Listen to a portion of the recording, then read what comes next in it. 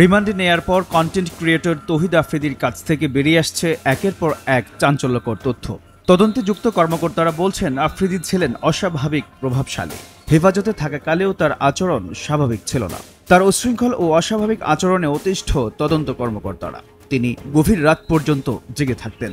দিনের প্রথম প্রহরে ঘুমাতে গেলেও প্রায় দুঃস্বপ্ন দেখে চিৎকার করতেন। সিআইডির এক কর্মকর্তা জানান, ঘুমের মধ্যেও তার অতীতের অপরাধ যেন তাকে তাড়া করত। তার অপরাধের শিকড় অনেক গভীরে। তিনি শুধু নিজে নন, বরং একাধিক শক্তিশালী মহলের সঙ্গে যুক্ত হয়ে অপরাধ চালিয়ে গেছেন। পলাতকরা নির্বাচনে অযোগ্য, ভোটার প্রতি খরচ করা যাবে 10 টাকা। আরপিও সংশোধনী এখন আইন মন্ত্রণালয়ে। পুলিশে যুক্ত হচ্ছে 4000 এএসআই এবং জনপ্রশাসন এবং সংশ্লিষ্ট স্বরাষ্ট্র মন্ত্রণালয়ের মাধ্যমে মিটিং করে আমরা এই পদগুলোকে সৃজন করেছি।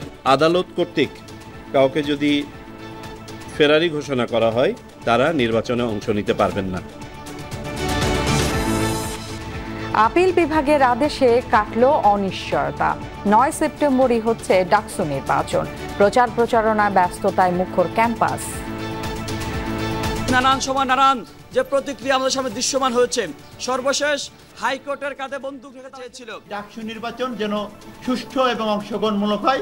আজকে যে রায় হয়েছে আমরা সেটাকে সাধুবাদ জানাই। গণতান্ত্রিক প্রক্রিয়ায় না যাওয়ার কারণেই দেশের সার্বিক পরিস্থিতির অবনতি। মন্তব্য আমির খসরুর।